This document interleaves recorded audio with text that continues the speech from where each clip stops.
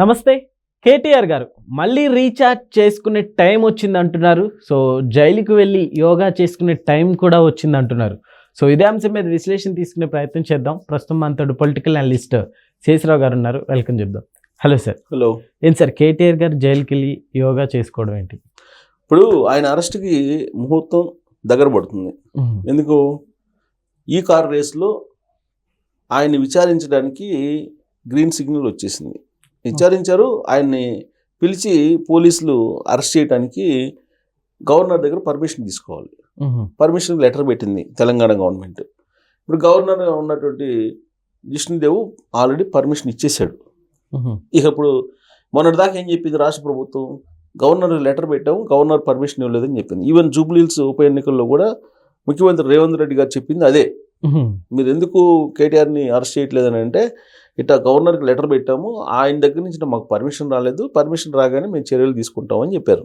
Okay. Governor గారు కూడా ఇప్పుడు ఓకే చేశారు, క్లియరెన్స్ ఇచ్చేశారు. సో ఇప్పుడు రాష్ట్ర ప్రభుత్వం కోర్టులో ఉంది ఈయన అరెస్ట్ అనేది.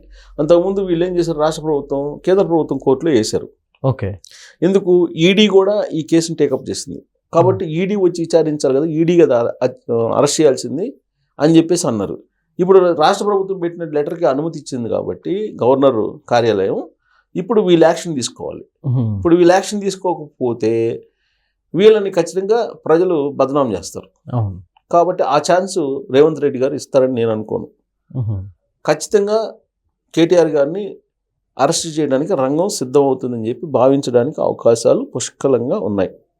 అయితే ఈయన అరెస్ట్ చేసే ముందు ఆ రోజున సెక్రటరీగా ఉన్నటువంటి అరవింద్ ఐఏఎస్ ఆయన అరెస్ట్ చేయాలంటే కనుక కేంద్ర ట్రిబ్యునల్, కేంద్ర ఈ సర్వీసుకు సంబంధించినటువంటిది ఒకటి ఉంటుంది, డిపార్ట్మెంట్ ఆఫ్ వీళ్ళకి అందరికీ చూసేది, ఎంప్లాయీస్కి అందరికి కూడా. సో వాళ్ళ పర్మిషన్ తీసుకోవాలి. వాళ్ళ పర్మిషన్ తీసుకొని దాన్ని ఏమంటారంటే నిర్వహణ చేస్తుంటారు. నిర్వహణ ఎంప్లాయీస్కి సంబంధించి ఎక్కువ ఐఏఎస్లు ఐపీఎస్లకి ఉంటుంది అనమాట. ఓకే. సో నిర్వహణ ఎంత చూసే డిపార్ట్మెంట్ ఉంటుంది. ఆ డిపార్ట్మెంట్కి లెటర్ రాశారు. ఇది అరవింద్ను కూడా పిలిచి అరెస్ట్ చేయడానికి. సో అది వస్తే కనుక ఆయన ఇచ్చినటువంటి వాంగ్మూలం ఆల్రెడీ ఉంది. అరవింద్ ఇచ్చినటువంటి వాంగ్మూలం కేటీఆర్ గారు ఆ వాంగ్మూలాన్ని వేసుకుని విచారించారు. కేటీఆర్ గారిని కూడా విచారించారు. సో ఇదంతా ఒక రెడీ అయిపోయింది. ఫైల్ అయితే రెడీ అయింది. ఈ కేసుకు సంబంధించిన ఫైల్. ఇంకొక అతను రెడ్డి, పట్టణాభివృద్ధి శాఖలో చేసేటువంటి రెడ్డి, అతను ఆల్రెడీ వాంగ్మూలం ఇచ్చేసారు. సరే, అతన్ని ఈజీగా అరెస్ట్ చేయొచ్చు. ఎందుకంటే అక్కడ రాష్ట్ర ప్రభుత్వ ఎంప్లాయీ కాబట్టి అతన్ని అరెస్ట్ చేయొచ్చు. సో ఏసీబీ వాళ్ళు రెడీగా ఉన్నారు. ఇంకొక వైపు ఈడీ. ఓకే. సో అటువైపు ఈడీ కానీ లేదా ఇటు ఏసీబీ కానీ ఖచ్చితంగా అరెస్ట్ చేయడానికి అవకాశం ఉంది. ఎందుకు? ఈయన ఆల్రెడీ అమౌంట్ని విదేశాలకు పంపించారు. ఆ విదేశాలకు పంపించేటువంటి ప్రక్రియలో నార్మ్స్ ప్రకారం అంటే మార్గదర్శకాల ప్రకారం లేవు. కాబట్టి ఈ మనీ లాండరింగ్ కింద వస్తుంది అనేది ప్రభుత్వం యొక్క వాదన. అలాగే ఏసీబీ కూడా అదే భావిస్తుంది. సో ఆ కాజ్ తోటి ఈయన్ని అరెస్ట్ చేయడానికి అవకాశాలు ఉన్నాయి. సో అరెస్ట్ చేస్తే ఏం చేస్తారు? అరెస్ట్ చేసుకోండి, మీరు లొట్ట పీసు కేసులు పెట్టారు, ఇలాంటివన్నీ మాట్లాడారు కేటీఆర్ గారు. అరెస్ట్ చేసుకోండి, అరెస్ట్ చేస్తే ఏమైంది, నేను రీసెర్చ్ అవుతాను, అక్కడ పోయి యోగా చేసుకుంటానని అన్నారు. అరెస్ట్ చేస్తే జైల్లోకి పోయి యోగా చేసుకుంటాను, రీఛార్జ్ అయ్యి బయటకు వస్తాను, అప్పుడు ప్రజల్లోకి వెళ్తాను అని చెప్పి ఆయన ఏదో అన్నారు. ఇంకోటి కూడా అన్నారు, జైలుకి వెళ్ళి వచ్చినటువంటి వాళ్ళు సీఎం అవుతారు అని చెప్పి. ఆ మాటకి రేవంత్ రెడ్డి గారు ఆ మధ్యకాలంలో ఏమని చెప్పారంటే, ఇప్పుడు కేటీఆర్ గారు జైలుకి వెళ్ళినా కానీ ఆయన సీఎం గారు, ఒకవేళ అదే కనుక ఆ సెంటిమెంటే కనుక నిజమైతే ముందు జైలుకి వెళ్ళి వచ్చింది కవిత గారు కాబట్టి కవిత అయ్యే అవకాశం ఉంది. తీహార్ జైలుకి వెళ్ళి వచ్చింది కాబట్టి ఇక్కడ ఎలాగో చెంచులు కూడా జైలుకి కేటీఆర్ గారిని పంపించేది కాబట్టి తీహార్ జైలుకి ముందే వెళ్ళి వచ్చింది చెల్లెలు కాబట్టి చెల్లెలకు ఉంటుంది అవకాశం, ఒకవేళ ఆ సెంటిమెంటే కనుక నిజమని వాళ్ళు అనుకుంటే అని చెప్పి రేవంత్ రెడ్డి గారు సెటైర్లు కూడా వేయటం జరిగింది. సో ఇవన్నీ కనుక చూస్తే ఇలాంటివన్నీ కూడా ఇప్పుడు ఆల్రెడీ కేంద్రం నుంచి అంటే రాజ్భవన్ నుంచి పర్మిషన్ వచ్చింది కాబట్టి రాష్ట్ర ప్రభుత్వం ఏ రోజైనా అరెస్ట్ చేసే అవకాశం ఉంది. ఆ మధ్యకాలంలో ఇదిగో అరెస్ట్ కేటీఆర్ గారు, అదిగో అరెస్ట్ అని చెప్పేసి అన్నారు, కానీ అరెస్ట్ చేయాలి.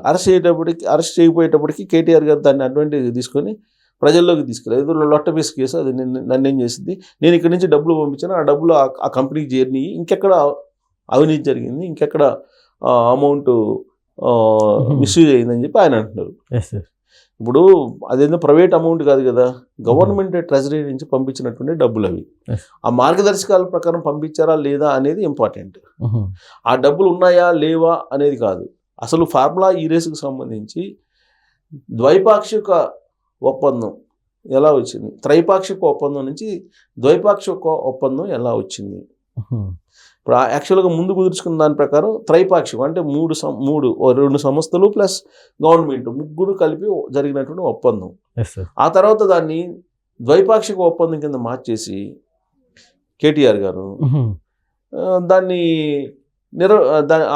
ఫార్ములా ఈ రేస్ నిర్వహించడానికి ప్రయత్నం చేశారు. సరే, ఆయన ఇంటెన్షన్ ఏంటి అనేది పక్కన పెడితే గవర్నమెంట్ నామ్స్ ఏదైతే ఉన్నాయో, గవర్నమెంట్కి సంబంధించిన రూల్స్ అండ్ రెగ్యులేషన్స్ ఏవైతే ఉన్నాయో వాటినైతే ధిక్కరించాలని చెప్పేసి నిర్ధారణ చేసేసింది ఏసీబీ.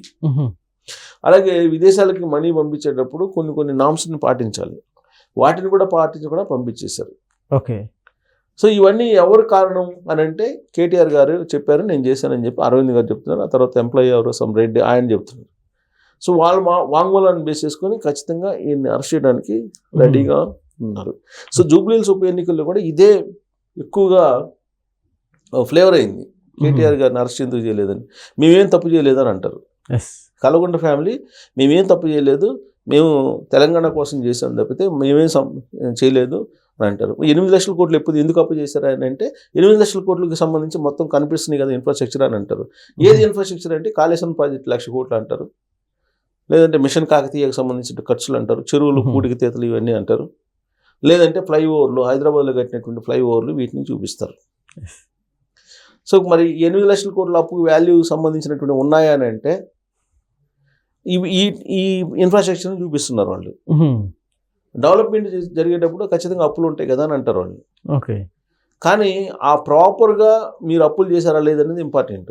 సార్, కేటీఆర్ గారికి కూడా బీజేపీ సపోర్ట్ ఉందని టాక్ నడిచింది కదా సార్ మొన్నటి వరకు, అంటే బీజేపీ తోటి కలిసినా కలవనట్లుగా ఉన్నారని. సో ఈ తరుణంలో అవుతారంటారు. ఇప్పుడు కాంగ్రెస్ వాళ్ళు చెప్తున్న దాని ప్రకారం బీజేపీ బీఆర్ఎస్ పార్టీ ఒకటే, జూబ్లీహిల్స్లో అది కనిపించింది. అలాగే ఫస్ట్ నుంచి కూడా బీజేపీకి బీఆర్ఎస్ పార్టీకి ఉంది. రాబోయే రోజుల్లో అసలు బీజేపీలో బీఆర్ఎస్ పార్టీ విలీనం కాబోతుంది అనేది కూడా ఉంది.